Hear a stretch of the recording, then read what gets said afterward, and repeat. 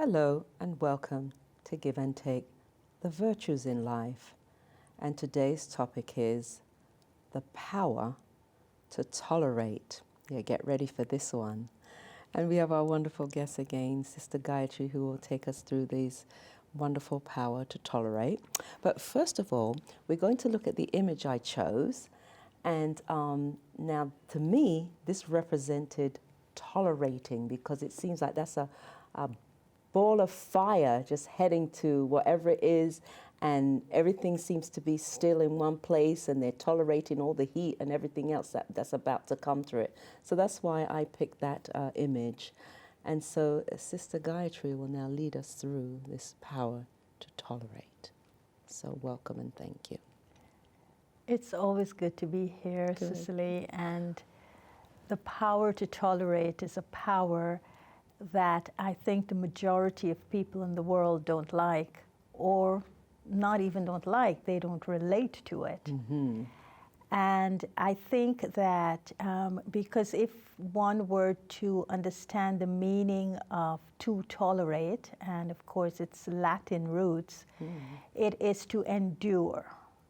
It's something that you have to endure. And of course, over the years, I think from the beginning of that word, to tolerate something puts me at a disadvantage. It's almost as though I have to kill who I am so that another can tolerate me, or someone who is tolerating me is killing me.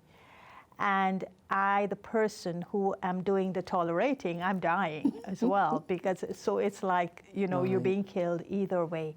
So because in a way, it is when I endure something, I am suppressed, and I have to yield to, and I have to concede to, and I have to become someone else in order to survive.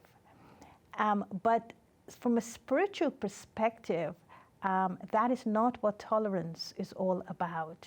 Because tolerance is like the thread between moving from a culture of war and violence to a culture of peace and nonviolence. Because if we don't have tolerance, we won't be able to embark on this journey. And so thinking about tolerance, you would think about tolerance in its natural form. When I was coming to the United States of America, one of the things, and I'm coming from a tropical country, one of the things I was told that you're going there, you sure you will be able to tolerate the cold? And I didn't know what they were talking about. Right. Tolerate the cold. You know, what does that mean for someone coming from a tropical country? Right. Because we don't experience winter. As opposed to someone coming from a place like the United States of America or from another cold part of the world, and they're going into 90 degrees climate. Say, are you sure you want to go to that country? It's really hot. Will you be able to tolerate the heat? Right. Now, in that context, it is not seen as something that is unnatural. It isn't seen as something that it's taking away something from you. But what it is saying that in order for you to tolerate the heat or the cold, you will have to make certain adjustments. You will have to dress properly, you will have to do what is needed, you will have to X, Y, and Z. You have to take the precautions. So from a spiritual perspective, this, I think, is part of understanding the power to tolerate. That when you are in situations that is not indigenous to your body, you will have to do certain things to acclimatize to that. And it takes a while, because if you live in a certain climate, within 7 years, your body will acclimatize to that particular climate. So you tolerate something until you get to zero tolerance, until the body accepts it, and then the cold doesn't go away, but your body acclimatized to it, and so the body is still wearing the coat and is still doing it, but there's no complaint, there isn't a discomfort of the cold. So I think that that's tolerance in its natural way. But from a spiritual perspective, the virtue that goes with tolerance is actually humility and patience. I see that. These would be the two qualities for me to really tolerate something. And usually tolerating is saying that which I cannot change from the outer perspective, but that which I can respond to with an inner perspective that is empowering. And that's the spiritual significance of tolerance. And so even though you've shown the image of the heat, that usually when people are in situations that are intense and they're told that they have to tolerate it, then there's a breakdown of sorts. Right. Because what has happened now in the name of intolerance is that it targeted people's worth. And so when their worth is targeted and that worth is destroyed, people respond to tolerance as no, I don't want to tolerate this kind of behavior.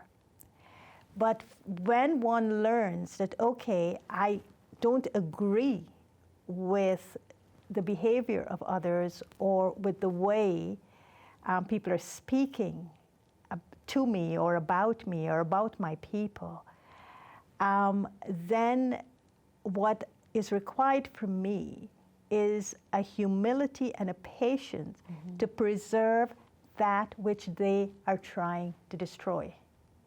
And so the tolerance from a spiritual perspective is the wisdom to uphold the dignity of your worth and do not allow another to destroy it. So I tolerate with patience and humility to preserve what is most important to me, but it's not that I'm doing it so that whatever these people are saying, I have to reduce myself to such an extent that I still exist, because I so want to exist in their environment or in an environment that I share with them. And so I'm going to reduce myself to such an extent that they no longer see me. Right. And so that is tolerating in a way, but that's not what spiritual tolerance is. It's that no matter what is happening, I am not going to allow another to take away my dignity and my worth, because I'm going to uphold it. And in doing so, I will do it with humility and patience. And I think that it's a little bit like I have to move out of the understanding that tolerance only exists when there is an inferiority complex or when there is a superiority complex. Or it exists when people are arrogant and is using arrogance to suppress others and to suppress the identity of others. And so I have to, in a way, move out of these kind of polarities, because tolerance does not exist in polarities. Even though it is the journey moving from a culture of war to a culture of peace and nonviolence, you would say, well, that's a polarity. But you're moving away from one to the other. But you can't live in the middle and be pulled by both. But what you have to do is take a conscious choice that I will tolerate, but I am moving in a direction that will liberate me from all the things that are putting me in a cage and reducing me to something like nothing. Exactly. And so I call this a spiritual domain in which it depends on understanding oneself from a spiritual identity. And my spiritual identity in understanding that is that I am born with a spiritual equality to the Creator, to God, to the divine. I'm born created in the image and likeness. And so my worth isn't given to me by anyone else. My worth is given to me as an innate characteristic of what life is all about. And so I think this deeper understanding gives me the insight and the wisdom to uphold what is most beautiful about myself, regardless of what others are saying about me. If I'm able to understand that, if I'm able to appreciate that about myself, and if I'm able to acknowledge it on a daily basis, then I'm able to do that for another. Right. Because intolerance is when I want to destroy that in another, when I don't understand where the other is coming from. So if I don't understand where the other is coming from, then I'm going to have a problem with them, and I don't have a sense of belonging with them. We're different. So I can't respect the difference. And that's an important part of tolerance. Tolerance is by understanding where someone else comes from. I respect the difference. I don't want to be the same. I can never be the same. No. But I can respect the difference. The second is to appreciate them. Just when I understand my spiritual dimension of self, I know that there are specialties within me that even I don't understand the potential of. But I know they exist because in flashes of moments, I can sometimes feel them. I can sometimes, other people may acknowledge them in me. Right. And so I know they exist in me in whatever the percentage of my potential, but I know it's there. So I could appreciate it in me. In the same way, I'm going to be able to do that in another when I see them with that spiritual equality. And I don't see them from the country they've come from, the language they're speaking, the religion they're from, the gender that they happen to be in, or their peculiarities in terms of behavior. Right. And so, but I would be able to see all of that as learning points in my life. I could learn from it. I can appreciate these differences if I can understand them in a way that would give me a wider horizon into their lives, to see them with a wider lens. And so that is important also for the tolerance that I'm talking about. Right. But again, that would require patience for me. That would require a sense of humility. So the The patience to, as soon as I look at someone and I kind of put them in a category and I compartmentalize them, right. I'm being so intolerant of the other. Yes. But tolerance would mean, oh, I'm meeting this person for the first time. Here is an opportunity for me to learn something new. Right. Let me, with humility, engage them in a conversation. And humility is always, I want to learn. Arrogance is, I know. Humility is, I don't know, and I want to learn. Patience is, I may not know you immediately at the first meeting, but the patience is, I may meet more of your kind, and as I meet more of your kind, I will learn more about it. Now that's tolerance. That's tolerance. And so I feel that these are factors that if we could redefine this word tolerance and use it as a word to build bridges and to really allow for deeper relationships based on understanding, based on respect, based on appreciation, based on respect for differences, I feel that tolerance will take on a very different meaning in today's world. Because a lot of people, they don't understand the whole, they talk externally like this one isn't respecting me. Well, so what I'm hearing from you is that you're maintaining your self-respect, by having that innate spiritual quality and using the virtues to not let another one disturb that. And so it's very important to maintain that, because then you've just given over yourself to that person without even knowing it. So I like that, because I saw self-respect in that also. But also, if I'm saying this person doesn't respect me, it may be a fact. It's fine. It is what it is. But if I behave in a way that's disrespectful, what I'm doing is I'm disrespecting myself. Right. And I'm giving that person reason to say, you see, that's why I can't tolerate you, because of the way you behave. Exactly. And so rather than do that and fall into the trap, that's exactly what they want us to do. Right. They want us to get upset. Of course. And they want us to stoop, you know, in a way that we're just messing ourselves up. They want. We're stumbling. Right. But this is the dignity, is that that's not me you're talking about. That's just you projecting yourself. Right.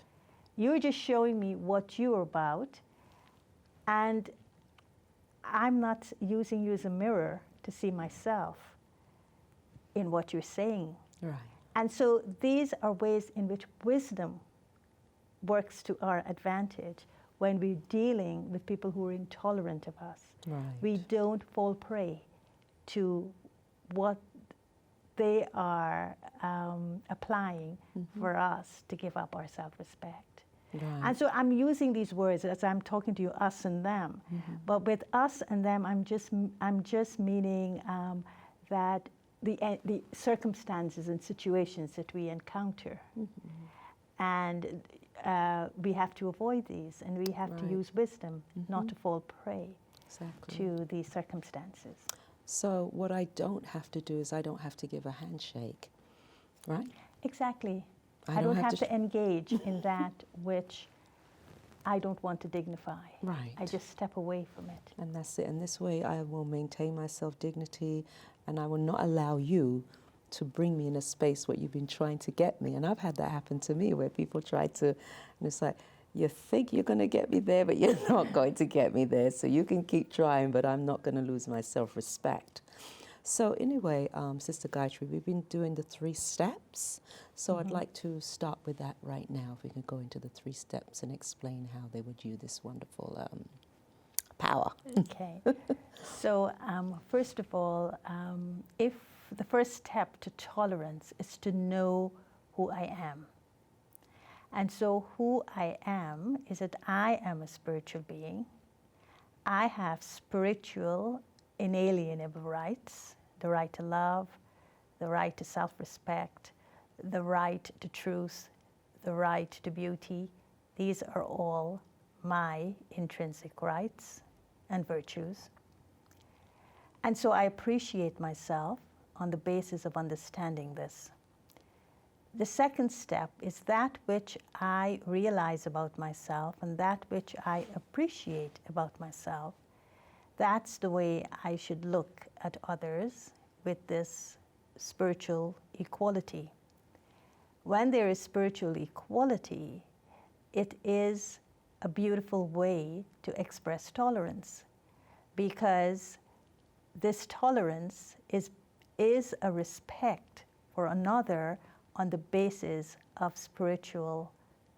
a foundational knowledge spiritually that tells me that I and you actually share a same heritage, which is spiritual. So that's the second level. And then the third level is not to engage in anything that is going to take me away from my self-respect, from my dignity. And so don't engage in situations and circumstances that are intended to strip me of my dignity, of my worth, and of my self-respect. So these are the 3 steps to tolerance. And tolerance begins with myself. And I have to learn how to uphold things about myself in order for others not to strip me of it. And so this is the spiritual definition of tolerance and the spiritual meaning of tolerance with these 3 steps. Very lovely. Would you like to make any last minute wrap up of that so that we can then you will go into the meditation? Yes, maybe the wrap up for me is an appeal. And the appeal is not to take tolerance and throw it out of the window, saying that it's something that is disempowering. But the appeal is to use tolerance with patience and humility to reclaim your own power. And this power is a spiritual power. And when I focus on tolerance as a way to regain my spiritual power by upholding my self-worth and my self-dignity, then I will be the winner. I will be the one who will be untouched by the taunts of others, by the discriminations of others, by the way people are intended to put me down by their hate speech or by their behaviors. And so I'm appealing for tolerance to come back into the picture as a spiritual power to empower me. Very beautiful. It's very timely, especially with everything that's going on right now on home ground and across the world. It's a very timely power to discuss, and how you wrapped it up so succinct and so beautifully. So thank you for that. So what we'll do now, we'll lead right into a nice meditation on the power to tolerate. So thank you.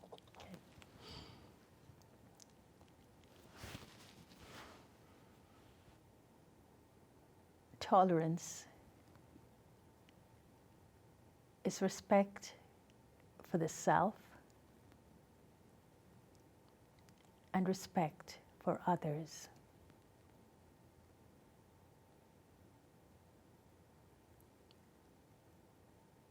Tolerance is to understand my being as spiritual,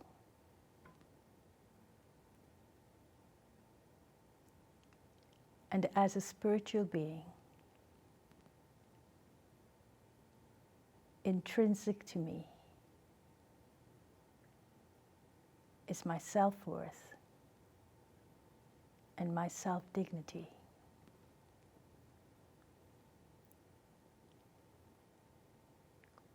With this spiritual understanding, when I look at another, I see them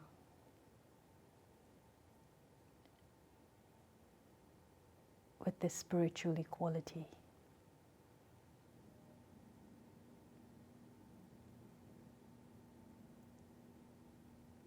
Tolerance is to appreciate others,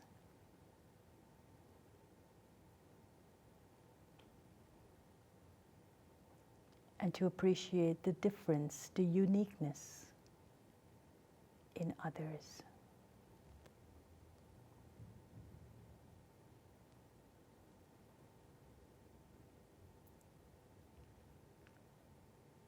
Tolerance is to be free.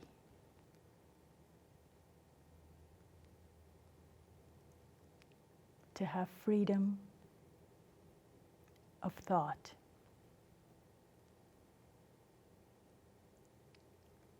Freedom of conscience. And freedom of belief. While respecting the same in others.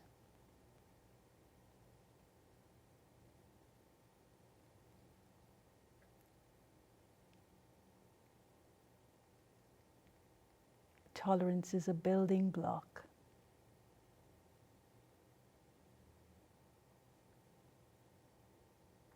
in relationships.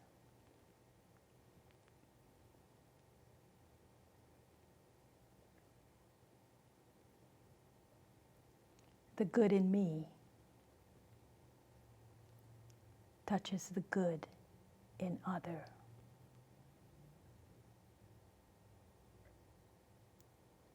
And together we live in harmony.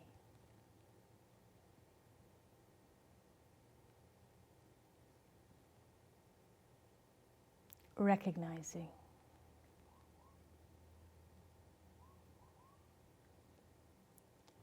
that even though we're different, the difference is tiny compared to what we have in common.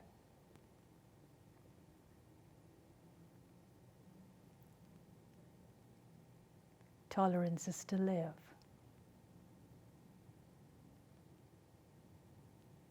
In the beauty of our common goodness.